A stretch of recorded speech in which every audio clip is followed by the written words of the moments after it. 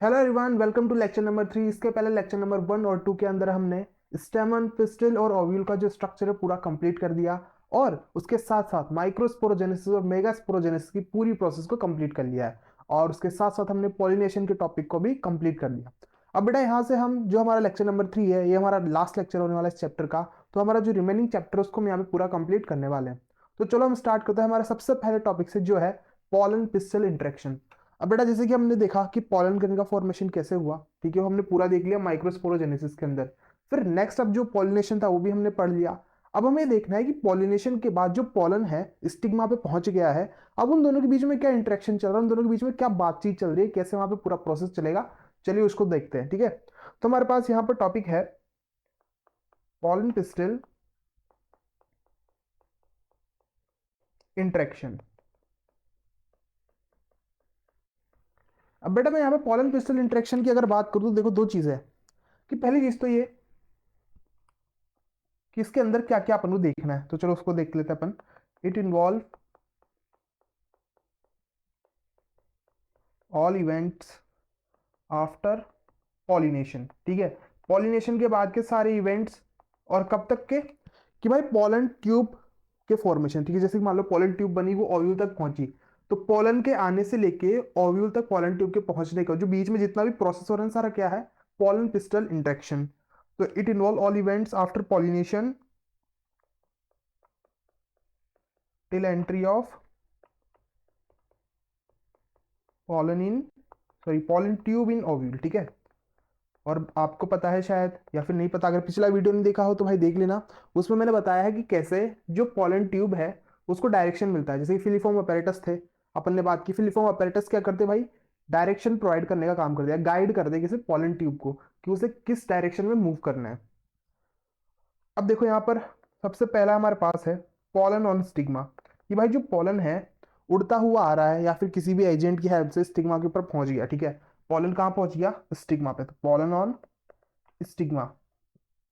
अब यहाँ पर दो चीजें हो सकती है, या तो स्टिग्मा उस पॉलन को एक्सेप्ट कर ले या फिर उसे रिजेक्ट कर दे, ठीक है। दो चीजें होंगी यहाँ पर, या तो पॉलन जो है वो रिजेक्ट हो जाएगा या फिर जो पॉलन है वो एक्सेप्ट हो जाएगा,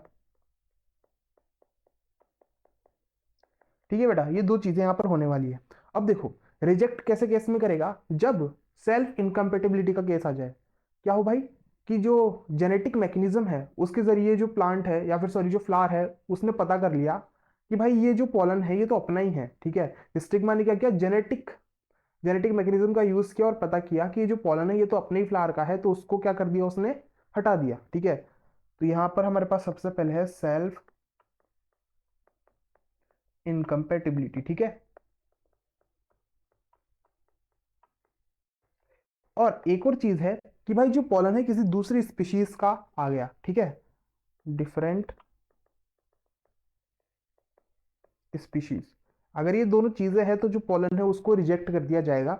फिर नेक्स्ट है भाई पॉलन को एक्सेप्ट कब करेंगे, तो सबसे पहली चीज तो ये कि भाई जो पॉलन है अपनी खुद की स्पीशीज का होना चाहिए, ठीक है। पॉलन क्या हो भाई, सेम स्पीशीज का हो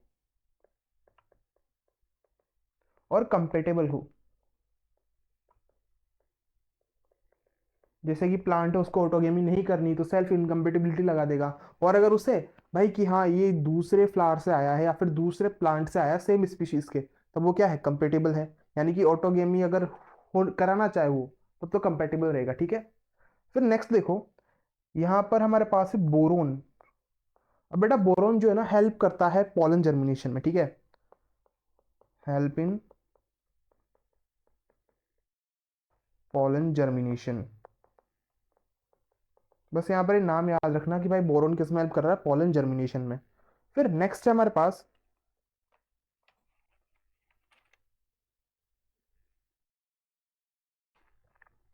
कि जो पॉलन, मान लो पॉलन अब स्टिग्मा के ऊपर है, उसने उसे एक्सेप्ट कर लिया। अब एक्सेप्ट करने के बाद क्या होगा कि भाई जो पॉलन ट्यूब है वो ग्रो करेगी, पॉलन ट्यूब ग्रो, ठीक है।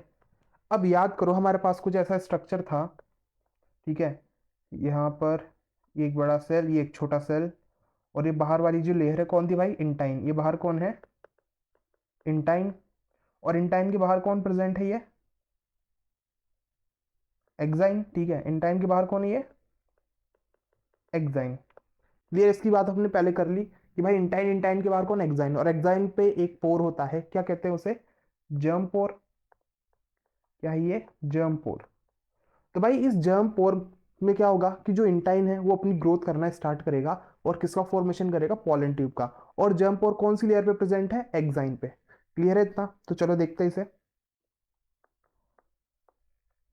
कम आउट फ्रॉम जर्म पोर, भाई जर्म पोर से कौन बाहर आएगा, पॉलन ट्यूब, ठीक है। और डेवलप होगी किससे, इंटाइन से, डेवलप फ्रॉम। अब बेटा जरा दिमाग लगाना, ठीक है, मैंने क्या बताया था, वेजिटेटिव सेल है उसकी प्लाज्मा मेम्ब्रेन से इंटाइन बना, फिर इंटाइन के जो भाई इंटाइन जो है एक्साइन के उस पार्ट से बाहर निकली जर्म पोर से, उसने किसका फॉर्मेशन किया, पॉलन ट्यूब का। तो कहीं ना कहीं तुम कह सकते हो कि भाई जो पॉलन ट्यूब है वो किसकी मेम्ब्रेन से, ठीक है, जरा कनेक्शन लगा के देखना। अगर भाई कनेक्शन लगाओगे कॉन्सेप्ट थोड़ा और बढ़िया बनेगा तुम्हारा। फिर नेक्स्ट देखो, डायग्राम से बनाते हैं। ये हमारे पास यहाँ पे ये दो हमारे पास क्या है बेटा, यहाँ पे स्टिग्मा है, ठीक है। ये दोनों क्या है, स्टिग्मा। और स्टिग्मा के ऊपर ये प्रेजेंट है यहाँ पे, मान लो पोलन थे और पोलन ने क्या किया यहाँ पर, ये पोलन ट्यूब का फॉर्मेशन कर दिया और ये आगे इसमें बढ़ता जा रहा है, ठीक है। पोलन ने क्या कर दिया यहाँ पर, पोलन ट्यूब का फॉर्मेशन किया।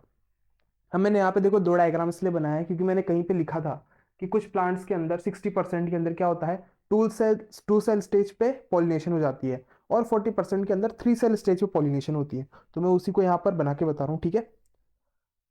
तो बेटा यहाँ पे देखो, पॉलन ट्यूब तो बन चुकी है। अब एक पॉलन ट्यूब है जिसके अंदर हमें क्या हो रहा है भाई, यहाँ पर 3 न्यूक्लियस दिख रहे हैं। बेसिकली क्या है ये, 3 सेल स्टेज है, ठीक है। यहाँ पर देखो, दो तो मेल गेमेट है, दो मेल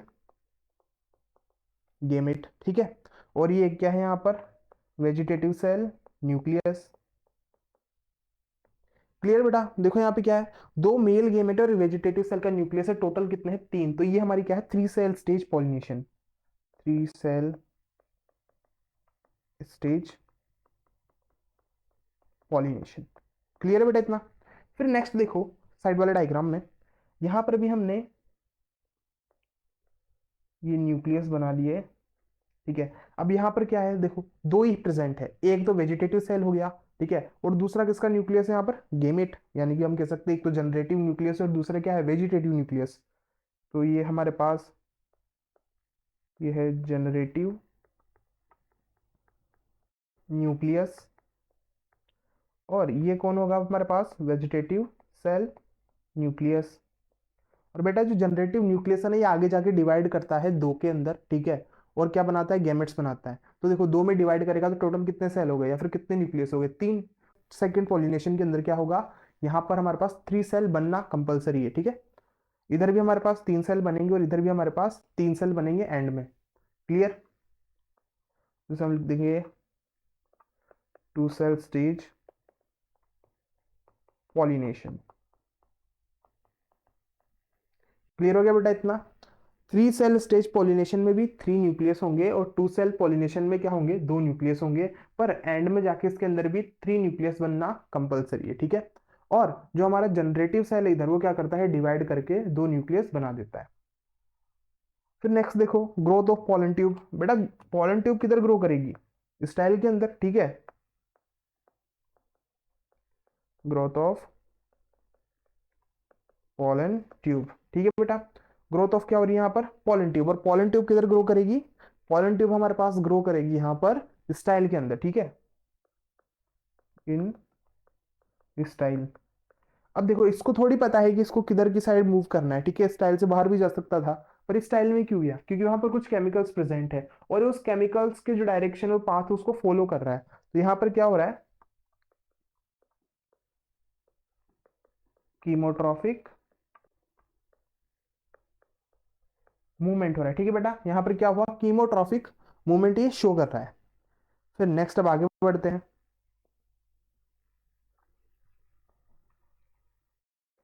अब हमारे पास यहाँ पे टॉपिक है पॉलन ट्यूब एंट्री, जिसे हम डायग्राम से समझने वाले हैं, ठीक है। यहाँ पर क्या होगा, पॉलन ट्यूब की एंट्री होगी। भाई पॉलन ट्यूब की एंट्री कहाँ पर होगी, फीमेल गेमेटोफाइट में, सिंपल सी बात है। ठीक है, तो चलो बनाते हैं।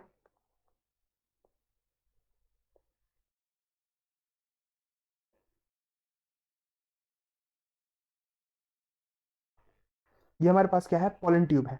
और इस पॉलन ट्यूब पे देखो एंड आते आते यहाँ पर 3 सेल हो गए। 2 सेल वाला स्टेज था तो 3 सेल यहाँ पर हो गए, और 3 पहले से तो भाई 3 है। ठीक है, और यहाँ पे आपको पता है कि एक तो कौन है, एक तो है ये वेजिटेटिव सेल जो कि डीजनरेट कर जाता है। ठीक है, वेजिटेटिव सेल क्या कर जाता है भाई, डीजनरेट कर जाता है। सिर्फ दो बचे, कौन, गैमेट। ठीक है, दो कौन बचे यहाँ पर, गैमेट बचे।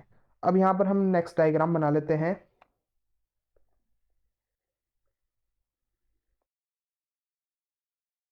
फीमेल गेमेटोफाइट का डायग्राम बना रहे। ठीक है, मैं पूरा कंप्लीट नहीं बना रहा हूँ, सिर्फ हम किधर की साइड से काम है, जिधर सिनर्जिड और एक्सेल प्रेजेंट है। चलो उधर का बनाते हैं।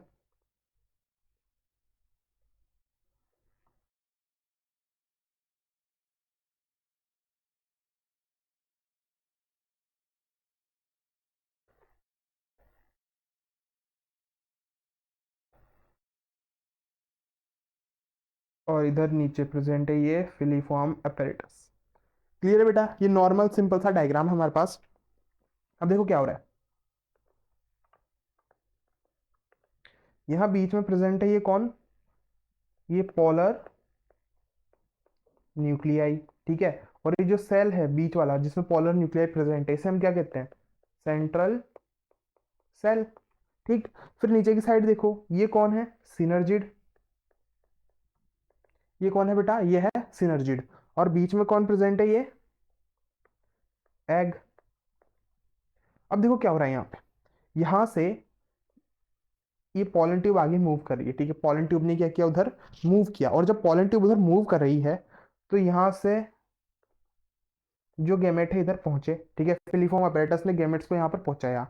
अब फिर आगे इन्हें गाइड किया जाता है कि भाई एक गैमेट को तो मूव करना है एक सेल की तरफ, और एक गैमेट को मूव करना है किधर, पोलर न्यूक्लिया की तरफ। ठीक है, एक गैमेट को किधर डायरेक्शन दी, एक सेल की तरफ, और दूसरे को पोलर न्यूक्लिया की तरफ। ठीक है, तो एक मेल गैमेट तो उधर गया, और एक मेल गैमेट इधर गया। ठीक है, एक हमारे पास ये इधर आ गया, और एक हमारे पास इधर आ गया। ठीक है बेटा, इतना। अब देखो हम यहाँ पे क्या लिख सकते हैं कि जो पॉलन ट्यूब है,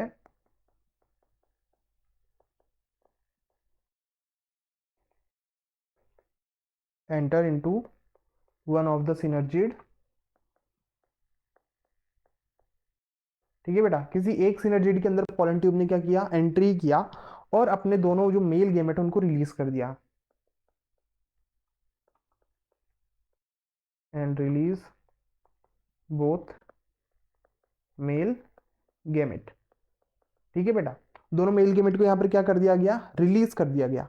अब जो प्रोसेस है जिसे हम कहते हैं फर्टिलाइजेशन, वो अब यहाँ पर होगी। ठीक है, और फर्टिलाइजेशन बहुत जरूरी है बेटा यहाँ पे। ठीक है, प्रोसेस पढ़ना है अपन को। ठीक, अब इसके पहले जो हमने देखा था क्या, प्री फर्टिलाइजेशन इवेंट, वो यहाँ पर कंप्लीट हो गया है। अब फर्टिलाइजेशन यहाँ से क्या हो रही है, स्टार्ट हो रही है।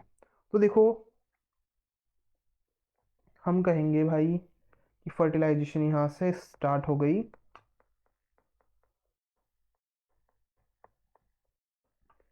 ठीक है बेटा, यहाँ से फर्टिलाइजेशन स्टार्ट हो रही है। पहली चीज तो ये कि एक मेल गेमेट है, one male gamete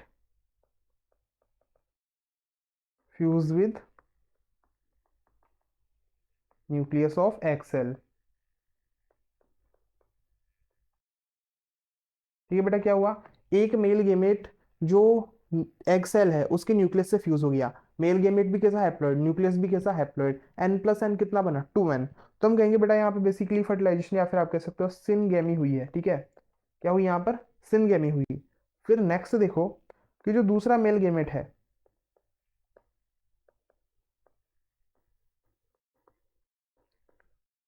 fuse with, बेटा किसके साथ फ्यूज किया ये, जो पोलर न्यूक्लियाई थे, कितने थे वो, दो। ठीक है, फ्यूज विद पोलर न्यूक्लियाई, जो कि कितने थे बेटा, दो। अब देखो दो न्यूक्लियस पहले से थे, एक न्यूक्लियस बाहर से आया, तीनों साथ में मिले। ठीक है, क्या कहेंगे इसे, ट्रिपल फ्यूजन। ठीक है, कितना फ्यूजन हुआ यहाँ पर, ट्रिपल फ्यूजन। अब बेटा बहुत सारे बच्चे क्या सोचते हैं कि डबल फर्टिलाइजेशन ट्रिपल फ्यूजन एक ही है, तो उसमें कंफ्यूजन ना रखना। यहाँ पर 3 न्यूक्लियस फ्यूज हुए हैं तो इसे हम कह रहे हैं ट्रिपल फ्यूजन, ठीक है। और 2 अलग अलग जगह फ्यूजन हुआ है, एक जगह तो कहाँ पे, एग सेल के साथ, और एक जगह पोलर न्यूक्लियाई के साथ। तो इसे हम कहते हैं डबल फर्टिलाइजेशन, ठीक है। डबल फर्टिलाइजेशन और जो हमारे पास ट्रिपल फ्यूजन है, डिफरेंट चीजें हैं। तो बेटा हम कहेंगे यहाँ पर क्या कि syngamy plus triple fusion equals to double fertilization, ठीक है बेटा। और ये किसमें देखने को मिल रहा है हमें, एंजियोस्पर्म में। क्लियर हो गया। फर्टिलाइजेशन में यही हुआ है कि एक तो किधर फ्यूज हुआ, एग सेल के साथ, सिनगेमी। एक किधर फ्यूज हुआ, पोलर न्यूक्लियाई के साथ, यानी कि triple fusion. Syngamy plus triple fusion is known as double fertilization. किसमें देखने को मिलता है ये हमें, एंजियोस्पर्म के अंदर। अब बेटा जब यहाँ पर ये सब कुछ हो चुका है, तो इसके बाद क्या मिलेगा हमें, एक तो जाइगोट मिलेगा, और दूसरा क्या मिलेगा हमें, एंडोस्पर्म, ठीक है। तो चलो देखते हैं, डायग्राम बनाओ। ये हमने डायग्राम बनाया। अब इस डायग्राम में देखो क्या हो रहा है, फर्टिलाइजेशन के बाद कुछ जो एक्स्ट्रा सेल्स है, एंटीपोडल्स हो गए, सिनर्जिड्स हो गए, ये डीजनरेट कर जाते हैं, ठीक है। क्या हो जाते हैं, डिसअपियर हो जाते हैं। तो हम यहाँ पर बनाते हैं, इधर की साइड पे है माइक्रोपाइलैंड, और इधर की साइड है चलाजा एंड। और बेटा चलाजा की साइड कौन प्रेजेंट थे, चलाजा की साइड थे एंटीपोडल। तो यहाँ पर हम लिख देंगे कि भाई जो एंटीपोडल है क्या हो गया, डीजनरेट हो गए, डीजनरेटिंग एंटीपोडल, ठीक है। एंटीपोडल क्या हो गए, डीजनरेट हो गए। फिर नेक्स्ट देखो, ऊपर की साइड पे जो एक्सेल था उससे तो फर्टिलाइजेशन हुई, ठीक है। तो यहाँ पर ये एक्सेल तो प्रेजेंट, ठीक है। एक्सेल के साथ फर्टिलाइजेशन हुई, यानी कि यहाँ पर क्या बन चुका है, जाइगोट बन चुका है। तो हम यहाँ लिख देंगे भाई ये क्या है, जाइगोट बना है। और जाइगोट कैसा है, डिप्लॉयड। और जो इधर की साइड पे हमारे सिनर्जिड थे वो क्या हो गए, डीजनरेट हो गए। तो इसको भी लिख दो, डीजनरेटिंग सिनर्जिड, ठीक है बेटा। फिर अब नेक्स्ट देखो यहाँ पे क्या हो रहा है कि जो पोलर न्यूक्लियाई है वो किसके साथ फ्यूज हुए थे, एक मेल गैमेट के साथ, ठीक है। और उन्होंने क्या किया भाई, ट्रिपल फ्यूजन किया। उस ट्रिपल फ्यूजन का रिजल्ट निकला क्या, एंडोस्पर्म, ठीक है। तो यानी कि एक सेल बना है जिसे हम कहेंगे प्राइमरी एंडोस्पर्म सेल, ठीक है। क्या बना, प्राइमरी एंडोस्पर्म सेल। और उस सेल का जो न्यूक्लियस है उसे हम क्या कहेंगे, प्राइमरी एंडोस्पर्म न्यूक्लियस। क्लियर है बेटा। तो यहाँ बीच में देख लो,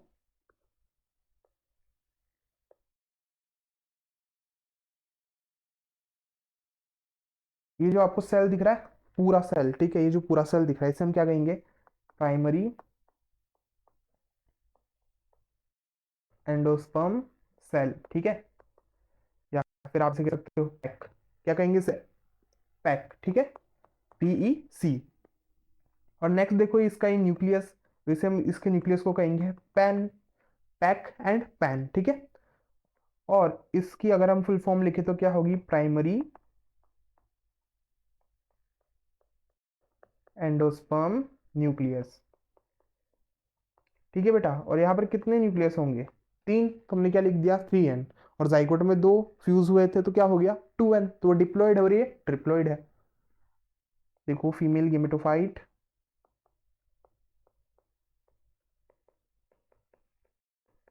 ये बेटा इधर क्या है, ये फीमेल गेमेटोफाइट था। इसमें कितने सेल थे, 7 सेल। और जो 7 सेल है, फर्टिलाइजेशन के बाद क्या हुआ, आफ्टर फर्टिलाइजेशन इनमें क्या हो गया भाई, सिर्फ 2 सेल बचे, ठीक है। और ये 2 सेल कौन कौन है, एक तो जाइगोट, और दूसरा कौन, पैक, ठीक है। एक तो जाइगोट और दूसरा कौन है, पैक। फिर नेक्स्ट हम आगे चलते हैं, एक मेन चीज कि भाई जाइगोट भी बन गया और इधर एंडोस्पर्म भी बन गया। पर जाइगोट के डिवाइड करने से पहले एंडोस्पर्म को डिवाइड करना होता है, ठीक है। जाइगोट से पहले कौन डिवाइड करता है, एंडोस्पर्म। अब क्वेश्चन आता है भाई क्यों, क्योंकि देखो जाइगोट जब डिवाइड कर रहा होगा तो उसे फूड चाहिए होगा, ठीक है, न्यूट्रिशन चाहिए होगा। और वो न्यूट्रिशन कौन प्रोवाइड कराता है, एंडोस्पर्म। तो एंडोस्पर्म को पहले डिवाइड करना है ताकि वो जाइगोट की जो नीड, फूड वाली नीड, उसे क्या कर सके, फुलफिल कर सके, ठीक है। तो हमारे पास यहाँ पे टॉपिक है एंडोस्पर्म डेवलपमेंट। और बेटा एंडोस्पर्म कैसा है, 3N, ठीक है, कैसा है ये, ट्रिप्लॉइड है। तो चलो हम कहेंगे कि एंडोस्पर्म न्यूट्रिशन प्रोवाइड कर रहा है, तो कैसा टिश्यू है, न्यूट्रिटिव टिश्यू, न्यूट्रिटिव टिश्यू है, ठीक है। जाइगोट से भाई जब एम्ब्रियो बनेगा तो उसे ही तो ये न्यूट्रिशन प्रोवाइड करेगा, ठीक है। जब जाइगोट डिवाइड करता जाएगा तो एम्ब्रियो का फॉर्मेशन होगा, और डिवाइड करने के लिए उसे फूड की रिक्वायरमेंट है, तो वो फूड ये एंडोस्पर्म प्रोवाइड कर रहा है, ठीक है। जाइगोट पे जब एम्ब्रियो जाएगा तो food provided by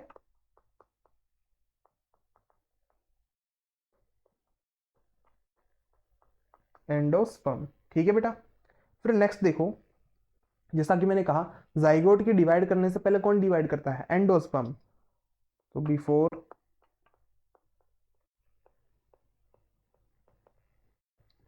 zygote division endosperm start division, ठीक है बेटा। जाइगोट के पहले कौन डिवाइड करता है, एंडोस्पर्म। अब बात ऐसी है कि जब जाइगोट भाई, मान लो जाइगोट है, डिवाइड करता जा रहा है, वो तो एम्ब्रियो बना रहा है, पर जो सीड बना, ठीक है, ओव्यूल ने क्या बनाया, सीड बनाया। तो जो सीड है, अब कुछ केस में क्या होता है, कुछ सीड्स के अंदर एंडोस्पर्म हमको देखने को मिल जाता है, ठीक है। कुछ सीड के अंदर क्या हो जाता है भाई, एंडोस्पर्म देखने को मिल जाता है, यानी कि अभी भी उनके अंदर क्या प्रेजेंट है, एंडोस्पर्म प्रेजेंट है। और कुछ सीड के अंदर एंडोस्पर्म नहीं होता, यानी कि वो सारा एंडोस्पर्म ग्रोथ के टाइम पे जाइगोट से जब एम्ब्रियो बन रहा था सारा कंज्यूम हो गया। तो यहाँ पर दो वर्ड है, एक तो एक्स एल्ब्यूमिनस और दूसरा एल्ब्यूमिनस। तो चलो उसको देखते हैं कि भाई सीड है, ठीक है, अगर सीड के अंदर एंडोस्पर्म कंज्यूम हो गया, एंडोस्पर्म क्या हो गया बेटा, कंज्यूम हो गया, तो बेसिकली ये हमें देखने को मिलता है डाइकोट्स के अंदर, ठीक है। कौन से सीड के अंदर, डाइकोट सीड के अंदर, ठीक है।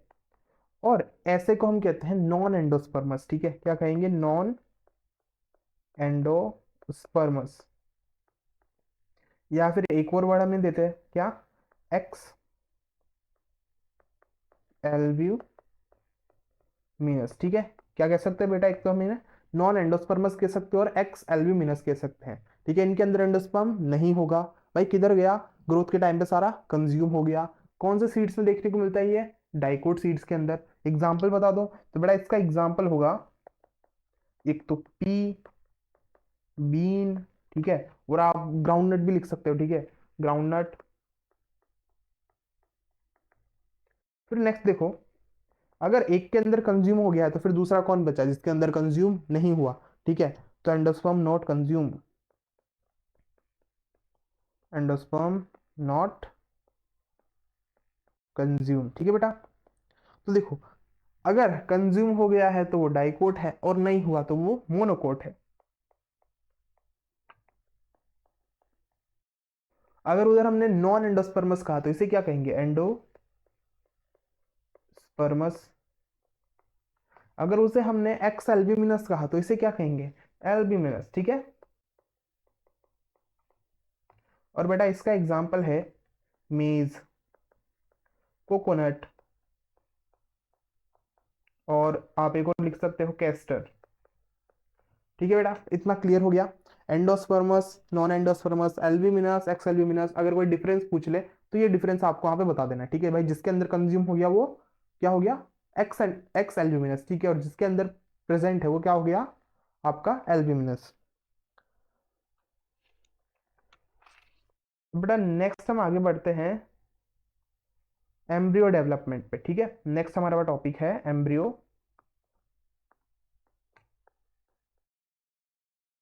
डेवलपमेंट। अब बड़ा बात ऐसी है कि जो जाइगोट है अभी क्या है, सिंगल सेल है, और कैसा है, डिप्लॉयड है। ये डिवाइड करता जाता है, करता जाता है, और मल्टीपल सेल्स बनाता है, ठीक है, मिलियंस में सेल बनाता है, और किसका फॉर्मेशन करता है, एम्ब्रियो का। तो देखो,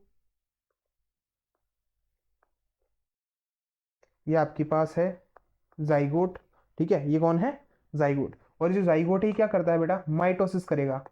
अगर 2n से 2n बनाना है तो क्या करना पड़ेगा, माइटोसिस। माइटोसिस करके यहाँ पर ये दो सेल का फॉर्मेशन करता है।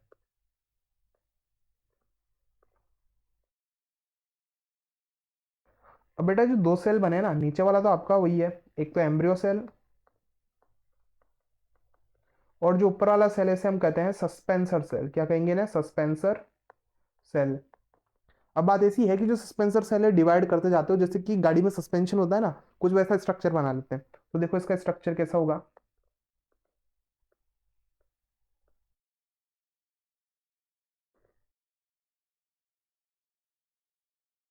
देखो लग रहा है गाड़ी की सस्पेंशन जैसा स्ट्रक्चर, ठीक है। तो ये तो कहेंगे हम सस्पेंसर सेल।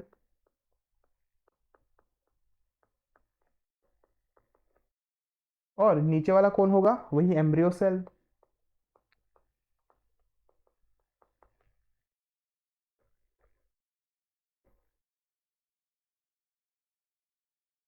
अब बेटा सस्पेंसर सेल तो डिवाइड कर चुका, ठीक है। अब इसके बाद डिवीजन की बारी है किसकी, एम्ब्रियो सेल की। तो देखो एम्ब्रियो सेल में क्या होता है,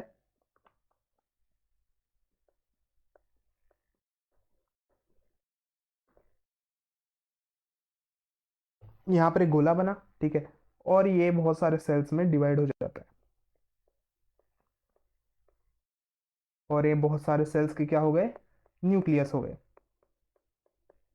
ठीक है बेटा। तो इसे हम कहते हैं प्रो एम्ब्रियो, इसे हम क्या कहेंगे, प्रो एम्ब्रियो।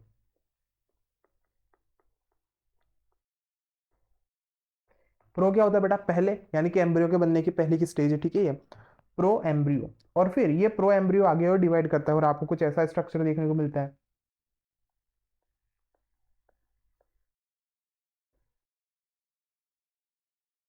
ऐसा गोल सा स्ट्रक्चर, ठीक है।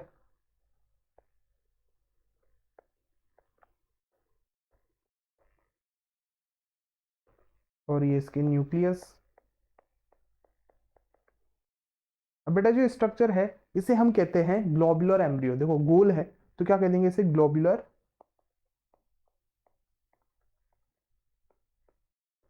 एम्ब्रियो। अब ये ग्लोबुलर एम्ब्रियो और आगे डिवाइड करता है और बनाता है हार्ट शेप एम्ब्रियो, ठीक है। कैसा एम्ब्रियो बनाएगा, हार्ट शेप एम्ब्रियो। चलो अभी बनाएंगे। ये हमारा दिल,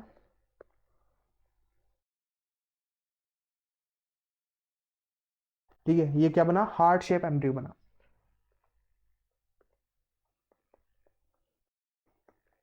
हार्ट शेप।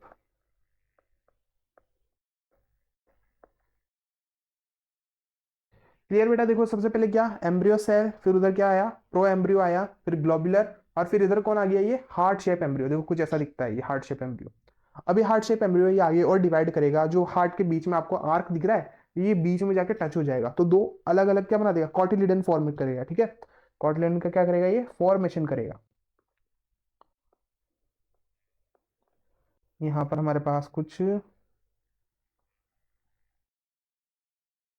ऐसा स्ट्रक्चर देखने को मिला, दो कॉटिलिडन बन गए, ठीक है।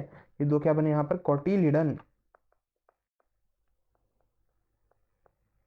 ठीक है बेटा, यहाँ पे क्या बन चुके, दो कॉटिलिडन बन चुके, और यही मैच्योर एम्ब्रियो है, मैच्योर एम्ब्रियो।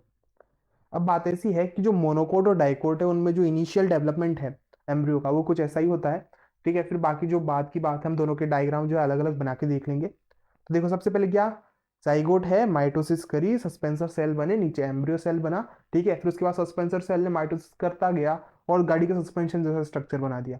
फिर कौन बना, प्रो एम्ब्रियो, प्रो एम्ब्रियो के बाद ग्लोबुलर एम्ब्रियो, ग्लोबुलर के बाद कौन बना बेटा, हार्ट शेप एम्ब्रियो, और हार्ट शेप के बाद कौन बने, कॉटिलिडन, ठीक है। दो निकल गए, यानी कि क्या है, मैच्योर एम्ब्रियो। क्लियर हो गया, ये हमारा एम्ब्रियो डेवलपमेंट पूरा हो चुका है, ठीक है।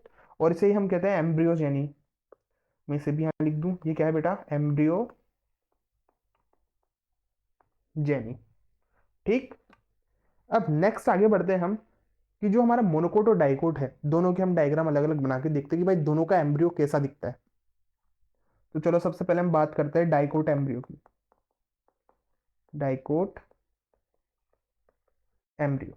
अब बेटा जो डाइकोट एम्ब्रियो, देखो डाइकोट में सिंपल सी बात है, कितने कॉटिलिडन होंगे, दो।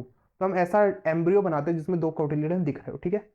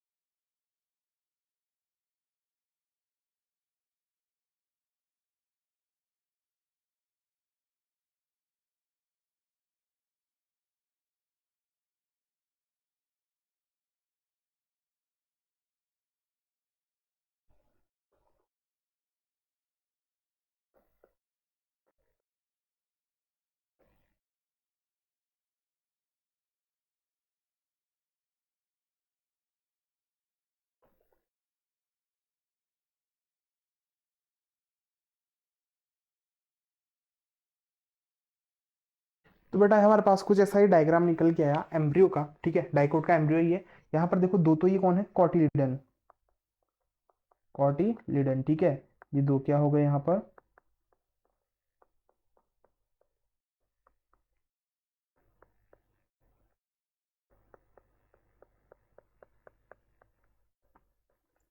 बेटा ये दो क्या हो गए यहाँ पर, कॉटिलिडन हो गए। अब फिर नेक्स्ट हम बात कर रहे हैं एम्ब्रियोनल एक्सिस की। तो यहाँ पर मैं मेंशन करता हूँ कि इधर की भाई, इधर साइड भाई ये पॉइंट ए है, और इधर नीचे तो ये रूट कैप होगी, और इधर की साइड पे ये पॉइंट बी है। तो देखो बेटा, ए से बी तक मैं एक लाइन ड्रॉ करता हूँ, या फिर आप कह सकते हो ए से बी तक ये वाला जो पार्ट है इसे हम कहते हैं एम्ब्रियोनल एक्सिस, ठीक है। ए से बी वाले पार्ट को क्या कहेंगे हम, जो बीच की पूरी लाइन है वो क्या होगी बेटा, एम्ब्रियोनल एक्सिस।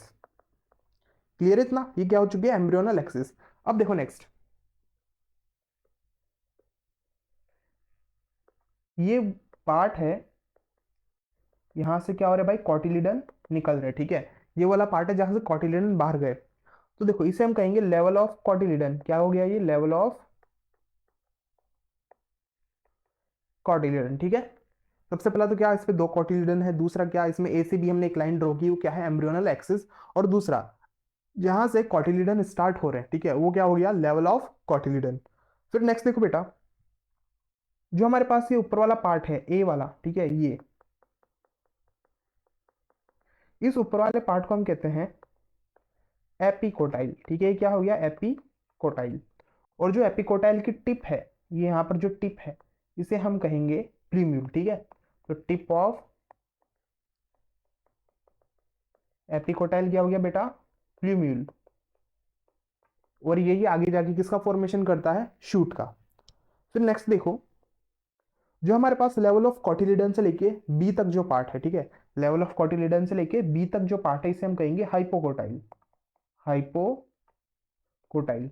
और बेटा जो हाइपोकोटाइल है इसकी टिप को हम कहते हैं रेडिकल। तो इधर इसकी टिप होगी, तो टिप ऑफ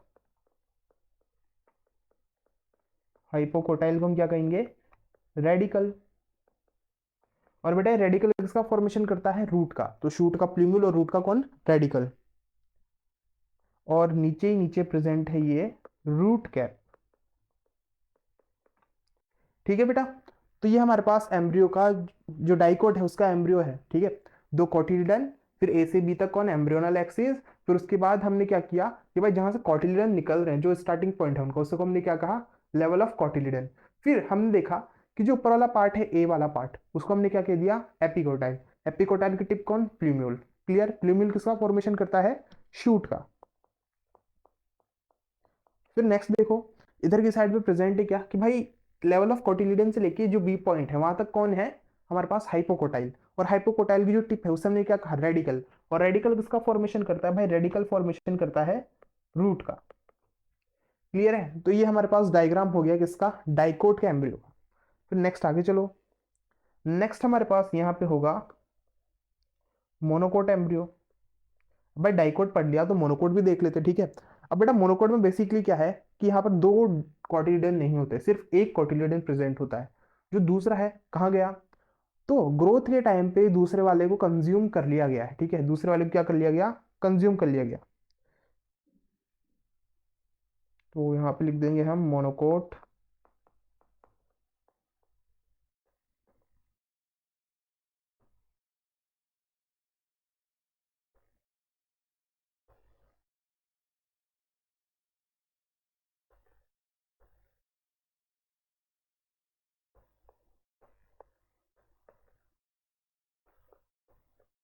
अब बेटा मोनोकोट एम्ब्रियो का भी हम डायग्राम बना रहे थे, ठीक है। इसका डायग्राम देखो, यहाँ पे हम सबसे पहले एम्ब्रियोनल एक्सिस को बनाते हैं, ठीक है। सबसे पहले ही हमने यहाँ पर ये एम्ब्रियोनल एक्सिस का फॉर्मेशन कर लिया।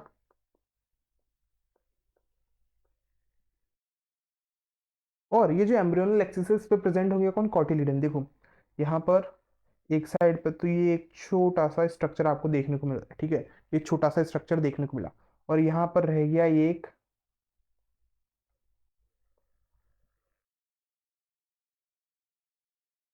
सिंगल कॉटिलिडन, ठीक है। ये कौन रह गया बेटा, इधर सिंगल कॉटिलिडन रह गया। तो चलो अब इसे फिल कर लेते हैं। ये जो आपको एक साइड दिख रहा है, ये इसको हम कहते हैं एपीब्लास्ट। तो जो इस मान लो इस साइड पे भी एक कॉटिलिडन था और इसका कुछ रिमेनिंग पार्ट बचा हुआ है, ठीक है। तो हम यहाँ लिख देंगे रिमेनेंट ऑफ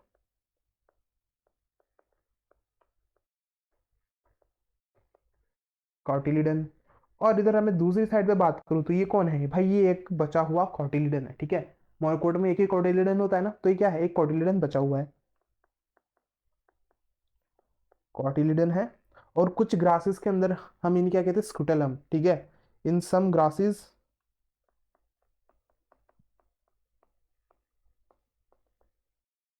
बेटा, कुछ ग्रासेस के अंदर में क्या कहते हैं, स्कुटेलम। फिर नेक्स्ट देखो, जो बीच में ग्रीन कलर की लाइन दिख रही है क्या है, एम्ब्रियोनल एक्सिस, ठीक है बेटा। ये क्या है, एम्ब्रियोनल एक्सिस। एम्ब्रियोनल एक्सिस के ऊपर वाला पार्ट कौन है, एपिकोटाइल। और नीचे वाला कौन है, हाइपोकोटाइल। एपिकोटाइल की जो टिप है उसे हम क्या कहेंगे, प्ल्यूम्यूल। और इधर साइड पे हाइपोकोटाइल की जो टिप है उसे हम क्या कहेंगे बेटा, रेडिकल, ठीक है। इसे हमने क्या कह दिया, रेडिकल।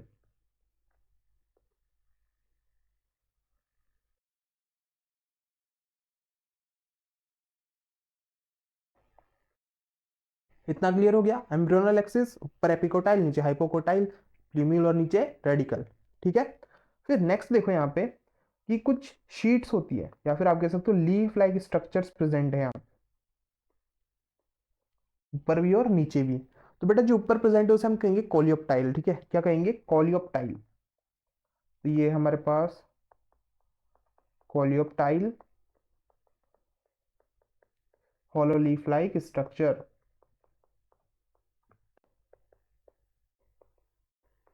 और अगर मैं यहाँ नीचे वाले की बात करूं तो ये क्या होगा, ये है कोलियोराइजा, ठीक है बेटा। ये क्या है, कोलियोराइजा। अब ये क्या है, शीत लाइक स्ट्रक्चर है और एक इसको सराउंड करती है रेडिकल को, शीत लाइक स्ट्रक्चर सराउंडिंग रेडिकल, ठीक है बेटा। यह शीट लाइक स्ट्रक्चर है, ठीक है। शीट जैसा स्ट्रक्चर है, किसको साउंड कर रही है, रेडिकल को, ठीक है। तो याद रखना, कोलियोप्टाइल ऊपर, कोलियोराइजा नीचे। फिर नेक्स्ट चीज एक यहाँ पर रह चुकी है जो है रूट कैप। तो ये क्या हुई है, रूट कैप। इधर भी प्रेजेंट थी और उधर भी प्रेजेंट थी। तो हमने डाइकोट और मोनोकोट दोनों का यहाँ पर डायग्राम बना लिया है। मोनोकोट में एक सिंगल कॉटिलिडन बचा और वहीं की डाइकोट में क्या है भाई, दो है, ठीक है। इधर की साइड पे एक कॉटिलिडन की रिमेनेंट है, क्या कहा उसे, एपिकोटाइल। फिर वही एम्ब्रियोनल एक्सिस, और एम्ब्रियोनल एक्सिस के ऊपर कौन, एपिकोटाइल। नीचे, नीचे कौन हुई है बेटा, हाइपोकोटाइल। और एपिकोटाइल के जो टिप है उसे हम क्या कहेंगे, प्लूम्यूल। और नीचे वाले की टिप को रेडिकल, ठीक है। कोलियोप्टाइल ऊपर और कोलियोराइजा नीचे। तो यहाँ पर मोनोकोट और डाइकोट का एम्ब्रियो कंप्लीट हो गया। अब चलो नेक्स्ट हम आगे बढ़ते हैं कि भाई फर्टिलाइजेशन के बाद सीड फॉर्मेशन होगा, ठीक है। फर्टिलाइजेशन के बाद किसका फॉर्मेशन होगा, सीड का। तो बेसिकली बात ये आ गई कि भाई ये सीड है, ये कहाँ से आया। तो अब दिमाग में थोड़ा जोर डालो, याद करो ओव्यूल, ठीक है। जो ओव्यूल है फर्टिलाइजेशन के बाद किस में कन्वर्ट हो जाता है, सीड में। तो यानी कि सीड फॉर्मेशन किससे हुआ भाई, फर्टिलाइज्ड ओव्यूल से। तो चलो लिख लेते हैं, फर्टिलाइज्ड ओव्यूल, ठीक है। सीड क्या है, एक फर्टिलाइज्ड ओव्यूल है। फिर नेक्स्ट हम यहाँ बात करते हैं कि भाई स्ट्रक्चर कैसा होगा, स्ट्रक्चर ऑफ सीड। तो बेटा जैसा ओव्यूल का स्ट्रक्चर था ना, कुछ वैसा ही होगा। तो याद करो, ओव्यूल का जो स्ट्रक्चर था वो कैसा था भाई, बाहर की साइड पे इंटीग्मेंट प्रेजेंट है, ठीक है, आउटर और इनर। तो हम वही कहेंगे कि भाई जो इंटीग्मेंट थी उसने यहाँ पर एक सीड कोट का फॉर्मेशन कर लिया, ठीक है। तो यहाँ पर सबसे पहले तो क्या है, सीड कोट प्रेजेंट है, किससे डेवलप हुआ है, इंटीग्मेंट से, डेवलप फ्रॉम इंटेग्यूमेंट, ठीक है बेटा। किससे डेवलप हुआ, ये इंटेगमेंट से डेवलप हुआ। फिर नेक्स्ट देखो कि इसमें क्या है भाई, जो एम्ब्रियो है सीड के अंदर, जो एम्ब्रियो है उसमें क्या प्रेजेंट है, एम्ब्रियोनल एक्सिस प्रेजेंट है और कॉटिलिडन प्रेजेंट है। तो सीड के अंदर एम्ब्रियो है और इसके अंदर एम्ब्रियोनल एक्सिस प्रेजेंट है और कोटिलिडन प्रेजेंट है। फिर नेक्स्ट है यहाँ पर कि भाई एंडोस्पर्म हो भी सकता है, नहीं भी हो सकता। जैसा मैंने भी आपको बताया कि अगर सीड के अंदर एंडोस्पर्म है तो कैसा सीड है, एंडोस्पर्मस सीड, एल्ब्यूमिनस सीड, और जिसके अंदर नहीं है वो नॉन एंडोस्पर्मस सीड यानी कि एक्स एल्ब्यूमिनस सीड। तो चलो अभी लिख लेते हैं, एंडोस्पर्म मे बी प्रेजेंट। फिर बेटा नेक्स्ट सबसे इंपॉर्टेंट चीज जिस पे बोर्ड्स में क्वेश्चन बनता है कि पेरिस्पर्म और पेरिकार्प के बीच में डिफरेंस बता दो। देखो पेरिकार्प तो अभी तक पढ़ा नहीं है, अभी आगे आएगा, पर पेरिस्पर्म अब आ चुका है जो आपको ढंग से सुनना है। यहां पर मेरे पास मानो कि सीड फॉर्मेशन हो गया है, ठीक है, सीड फॉर्मेशन हो गया और उसके बाहर की साइड पे कुछ न्यूक्लियस सेल्स प्रेजेंट है। तो जो न्यूक्लियस सेल्स है ना उन्हें हम कहते हैं पेरिस्पर्म। क्लियर है? देखो सीड बन गया, उसके बाहर की साइड में भी क्या प्रेजेंट है, न्यूक्लियस सेल्स प्रेजेंट है, तो उसे हम क्या कहते हैं भाई, पेरिस्पर्म। तो इन सम सीड जैसे कि ब्लैक पेपर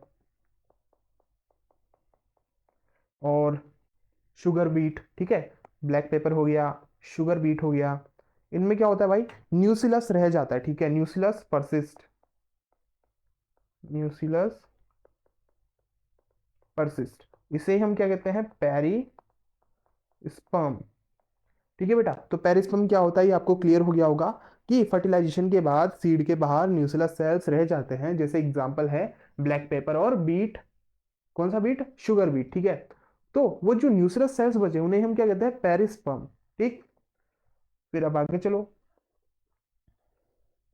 नेक्स्ट चीज है मेरे पास यहाँ पर कि भाई सीड के एडवांटेजेस क्या है, ठीक है, एडवांटेजेस ऑफ सीड।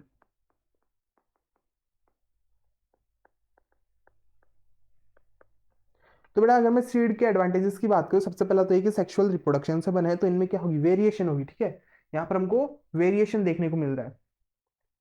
तो यहाँ पे है वेरिएशन। दूसरा इनके पास सीड कोट प्रेजेंट है, और सीड कोट इन्हें क्या देता है, प्रोटेक्शन प्रोवाइड करता है, ठीक है, सीड कोट क्या दे रहा है बेटा, इन्हें प्रोटेक्शन। और फिर थर्ड चीज है कि इनका जर्मिनेशन तभी होगा जब इन्हें वाटर मिलेगा, ठीक है, बिना वाटर के ये जर्मिनेट नहीं कर सकते, तो हम इन्हें क्या कर सकते हैं भाई, स्टोर कर सकते हैं, ठीक है, इनको ऐसी जगह में ले जाके रखें जहाँ पे वाटर नहीं है, और अगर वाटर ना मिला तो हम इन्हें बहुत टाइम तक क्या कर पाएंगे, स्टोर कर पाएंगे। और फिर जब फ्यूचर में इनकी नीड हो, ठीक है, फ्यूचर में मान लो कोई प्लांट खत्म हो गया तो उसके हमारे पास सीड्स अगर प्रेजेंट है तो हम इसे वापस ग्रो कर सकते हैं। तो यहाँ पर हमारे पास नेक्स्ट क्या है कि भाई सीड जर्मिनेशन के लिए ये वाटर पे डिपेंड करते हैं, ठीक है, वाटर लगेगा, और इसीलिए हम इन्हें क्या कर सकते हैं, स्टोर कर सकते हैं। क्लियर बात है, जर्मिनेशन के लिए पानी लगेगा और पानी नहीं दे रहे हो तो क्या कर लो, इन्हें स्टोर कर लो ताकि तुम इन्हें फ्यूचर में यूज कर सको, फॉर फ्यूचर यूज। ठीक है बेटा, तो ये तो एडवांटेजेस हो गए हमारे पास किसके, सीड के। फिर नेक्स्ट हमारे पास यहाँ पे एक टॉपिक है, क्या, वाइबिलिटी ऑफ सीड। जैसे कि वाइबिलिटी ऑफ पॉलन था उसी तरह वाइबिलिटी ऑफ सीड। ये भाई एक सीड है, ठीक है, जैसे कि मान लो मेरे पास एक सीड है, इसकी एक्सपायरिंग डेट है 5 दिन, ठीक है, तो 5 दिन बाद ये ग्रो नहीं कर सकता, यानी कि जर्मिनेट नहीं कर सकता, मुझे इसे 5 दिन के पहले पहले क्या कराना पड़ेगा, पानी देना पड़ेगा और ग्रो कराना पड़ेगा। तो उसी तरह वाइबिलिटी ऑफ सीड में देखो दो नाम बहुत इंपॉर्टेंट है। पहला तो हमारे पास फेनिक्स डक्टिलिफेरा, ठीक है, पहला क्या, फेनिक्स डक्टिलिफेरा, तो चलो इसे भी लिख लेते हैं, वाइबिलिटी ऑफ सीड। तो बेटा सबसे पहला नाम है यहाँ पर क्या, फेनिक्स डक्टिलिफेरा,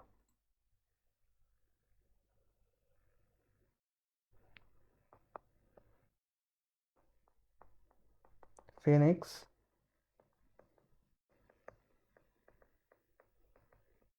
अब इसके जो सीड्स है ना 2000 साल पुराने, ठीक है, हमको इसके सीड्स मिले हैं, कितने साल पुराने हैं, 2000 ईयर्स, और कहाँ मिले थे बेटा, डेड सी पे।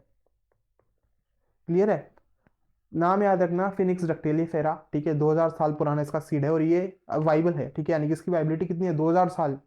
फिर नेक्स्ट देखो, नेक्स्ट हमारे पास यहाँ पे नाम है लुपाइनस आर्क्टिकस। अब बेटा जो लुपाइनस आर्क्टिकस है ये मान लो फिनिक्स डक के लिए फिर पुराना है, ठीक है। और इसके जो सीड्स हमें आर्टिक टुंड्रा रीजन में मिले। अब बुक के अंदर तो दिया हुआ है किंग हारोल्ड पैलेस, ठीक है, तो इतना याद मत रखो, बस याद रखो क्या आर्टिक टुंड्रा रीजन में इसके सीड्स हमको मिले हैं, आर्टिक टुंड्रा, और कितने पुराने हैं, 10,000 साल। क्लियर है बेटा इतना, तो ये वाइबिलिटी ऑफ सीड वाला टॉपिक हो गया। फिर नेक्स्ट हमारे पास सीड के बाद कौन आएगा, फ्रूट। तो जैसे कि ओव्यूल फर्टिलाइज्ड हुआ, उससे क्या बनाया भाई, सीड। उसी तरह जब ओवरी फर्टिलाइज होगी और ओवरी जब पक जाएगी तो क्या बनेगा, फ्रूट बनेगा। तो हमारे पास यहाँ टॉपिक आ चुका है फ्रूट।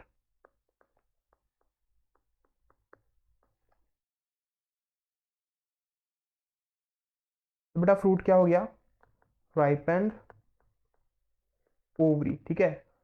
पकी हुई ओवरी क्या होती है, फ्रूट होता है, ठीक है। फिर नेक्स्ट चीज है कि भाई जो फ्रूट है, जैसे कि मान लो ओवरी थी उसकी वॉल थी, उसी तरह फ्रूट की भी क्या है, वॉल है, यानी कि ओवरी की वॉल ही किसकी वॉल है, फ्रूट की वॉल, और उस वॉल को हम कहते हैं पेरिकाप। तो यहाँ से वो क्वेश्चन आता है पेरिकाप और पेरिस्पर्म में डिफरेंस क्या है। तो पेरिस्पर्म मैंने आपको बता दिया और पेरिकाप भी मैंने यहाँ पे बता दिया कि भाई जो फ्रूट है उसकी जो वॉल है उसे हम क्या कहते हैं, पेरिकाप, ठीक। फिर नेक्स्ट टॉपिक देखो यहाँ पर, टाइप्स ऑफ फ्रूट,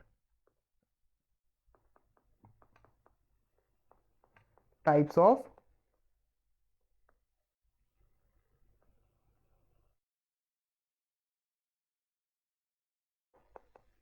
फ्रूट। अब बेटा टाइप्स ऑफ फ्रूट में यहाँ पर हमारे पास 3 टाइप के फ्रूट है, ठीक है। फ्रूट कितने टाइप के हैं, 3 टाइप के। सबसे पहला सच्चा फ्रूट, दूसरा झूठा फ्रूट, और तीसरा जो है ही नहीं, ठीक है। चलो देखते हैं, सबसे पहला हमारे पास ट्रू फ्रूट। अब बेटा ऐसे फ्रूट जो ओवरी से बने हुए हैं, ठीक है, ऐसे फ्रूट जो किससे डेवलप हुआ है, ओवरी से, उन्हें हम कहते हैं true fruit, develop from ovary. फिर नेक्स्ट देखो झूठे फ्रूट, ठीक है, फॉल्स फ्रूट, फॉल्स फ्रूट। तो बेटा ऐसे फ्रूट जो ओवरी को छोड़ के किसी और फ्लोरल पार्ट से क्या हुआ है, बने हैं, ठीक है, डेवलप हुए हैं, तो वो तुम्हारे फॉल्स फ्रूट हो गए। और इन्हें हम सूडो कार्प भी कहते हैं, सूडो कार्प, ठीक है। और यहाँ पर बेसिकली थैलेमस जो है, थैलेमस जो है वो इन्वॉल्व होगा। और एग्जाम्पल रख लो इसका याद, एप्पल, ठीक है। तो जो एप्पल होता है ना वो थैलेमस से बना होता है, ओवरी से नहीं बनता, ठीक है, तो क्या है, एक नकली फ्रूट है। फिर नेक्स्ट एक और एग्जाम्पल ले लो यहाँ पर, कैश्यू, ठीक है। फिर थर्ड नंबर पे हमारे पास यहाँ पे पार्थेनोकार्पिक फ्रूट। नेक्स्ट कौन है, पार्थेनोकार्पिक फ्रूट। अब बेटा बात ऐसी है कि फर्टिलाइजेशन नहीं हुआ, बिना फर्टिलाइजेशन के फ्रूट बन गया, ठीक है। फर्टिलाइजेशन नहीं हुआ पर फ्रूट बन गया, तो वो क्या हो गया भाई, पार्थेनोकार्पी। और ऐसे फ्रूट को हमने क्या कहा, पार्थेनोकार्पिक फ्रूट। और यहाँ पर सीड का फॉर्मेशन नहीं होगा, तो सीडलेस फ्रूट। ऐसे फ्रूट जिनमें सीड्स नहीं बनते वो क्या हो गए, पार्थेनोकार्पिक फ्रूट, और वहां पर फर्टिलाइजेशन भी नहीं हुई है। एग्जाम्पल है आपके बनाना, ठीक है बेटा, बनाना में देखा है कभी सीड, नहीं देखा होगा, ठीक है, तो क्या है, एक पार्थेनोकार्पिक फ्रूट है। और नेक्स्ट हमारे पास टॉपिक आ गया यहाँ पे एपोमिक्सिस। अब बेटा देखो एपोमिक्सिस क्या होता है, ये पार्थेनोकार्पी जैसा ही है, ठीक है। पार्थेनोकार्पी हुई यानी कि सीड फॉर्मेशन नहीं है, सॉरी सीड फॉर्मेशन यहाँ पे हुआ है पर फर्टिलाइजेशन नहीं हुई। अब देखो यहाँ पे ये पार्थेनोकार्पी जैसा ही है कि यहाँ पे बिना फर्टिलाइजेशन के सीड्स बनने, ठीक है। एपोमिक्सिस में क्या हो गया भाई, फर्टिलाइजेशन नहीं हुई पर सीड फॉर्मेशन हुआ है, ठीक, सिंपल सी बात है।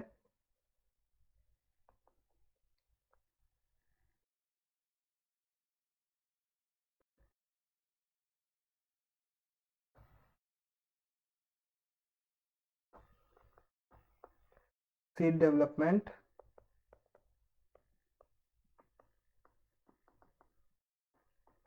विदाउट फर्टिलाइजेशन, ठीक है बेटा, बिना फर्टिलाइजेशन की क्या हो गया, यहाँ पर सीड फॉर्मेशन हो गया। अब यहाँ पर बात ऐसी हुई है कि जो न्यूसिलस थे, ठीक है, उसमें से कुछ सेल्स बिना फर्टिलाइजेशन के डेवलप करना स्टार्ट कर, यानी उन्होंने माइटोसिस करना स्टार्ट कर दिया, और माइटोसिस करके जो फ्रूट है उसका फॉर्मेशन कर दिया, ठीक है। तो हम यहाँ लिख देंगे in apomixis some diploid cell can develop into embryo, ठीक है। कुछ डिप्लॉयड सेल थे, उन्होंने खुद को किसमें कन्वर्ट कर लिया, एम्ब्रियो में। और जो ओव्यूल था किसमें डेवलप हो गया, and ovule develop into seed. इसे ही हमने क्या कहा बेटा, एपोमिक्सिस, यानी कि हमें फर्टिलाइजेशन नहीं हुई है, ये एकदम पार्थिनोकार्पी जैसा हो गया।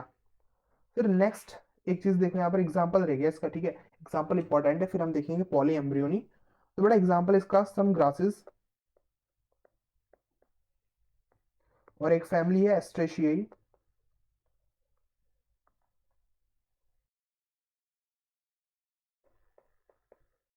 ठीक है। एस्ट्रेशियाई का एग्जांपल क्या होगा बेटा, सनफ्लावर, ठीक है। सनफ्लावर इसका एग्जांपल है, मैरीगोल्ड इसका एग्जांपल है, सनफ्लावर। फिर नेक्स्ट देखो, नेक्स्ट यहाँ पर एक है सिट्रस, ठीक है। मैंगो हो गया, सिट्रस हो गया।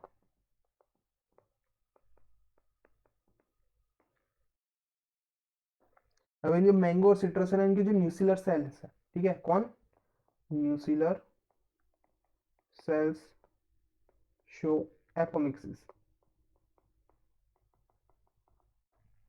क्लियर है बेटा इतना। तो एपोमिक्सिस में बस इतना याद रखना है कि यहाँ पे फर्टिलाइजेशन नहीं हुई है, पर कुछ सेल्स डिप्लॉयड सेल्स थे, उन्होंने क्या किया, यहाँ पर माइटोसिस करके एम्ब्रियो का फॉर्मेशन कर दिया, और उसके साथ साथ जो ओव्यूल था किसमें कन्वर्ट हो गया, सीड के अंदर। ठीक, एग्जांपल मैंने बता दिया, सम ग्रासेस, एस्ट्रेशियाई फैमिली का एग्जांपल याद रखना सनफ्लावर, और आप चाहो तो मैरीगोल्ड याद रख सकते हो।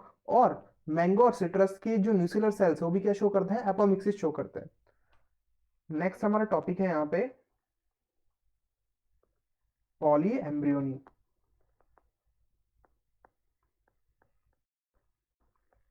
अब बेटा देखो, पॉली एम्ब्रियोनी का मतलब क्या है, पॉली का मतलब बहुत सारे, एम्ब्रियोनी यानी कि बहुत सारे एम्ब्रियो का फॉर्मेशन, ठीक है। यहाँ पे क्या हो गया कि जो सिंगल सीड था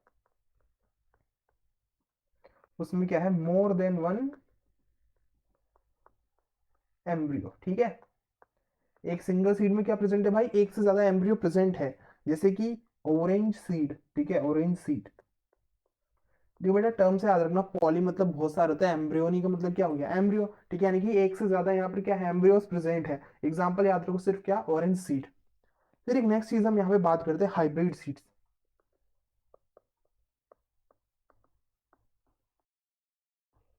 अब बेटा हाइब्रिड सीड देखो, हाइब्रिड सीड में क्या होता है कि हम दो डिफरेंट टाइप, जैसे हम क्या कंपनीज बनाती है हाइब्रिड सीड्स, और फिर हम उन्हें खेत में यूज करते हैं।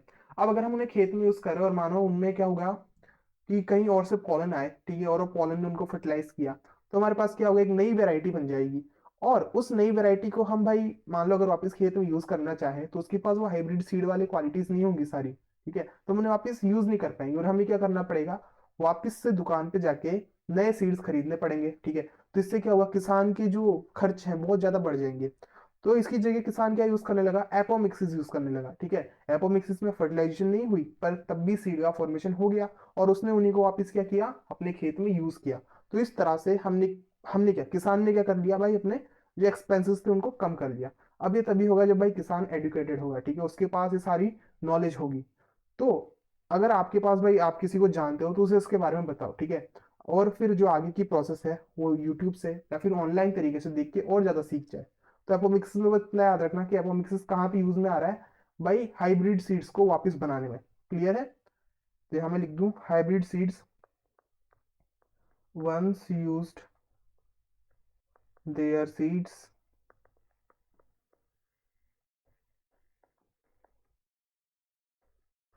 कांट बी यूज्ड अगेन, ठीक है बेटा। उनके सीड्स को हम वापस यूज नहीं कर सकते, पर हमने एक नया एंगल लगा दिया क्या यहाँ पर, एपोमिक्सिस। और एपोमिक्सिस की हेल्प से हम यहाँ पे क्या कर सकते हैं, उसके जो सीड्स बनेंगे उनको यूज कर सकते हैं, ठीक है। तो सीड्स प्रोड्यूस्ड बाय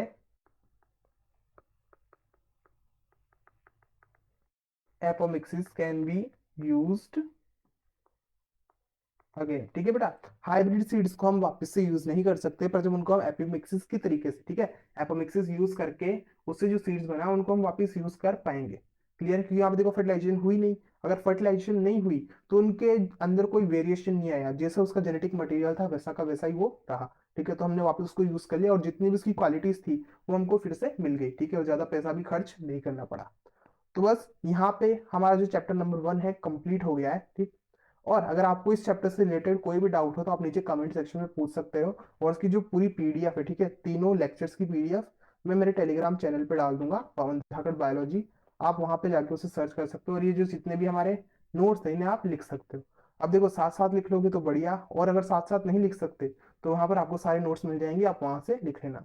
तो बेटा इस वीडियो में इतना ही, अब मिलेंगे हम नेक्स्ट चैप्टर के साथ नई वीडियो के अंदर। जब तक के लिए बाय, थैंक्स।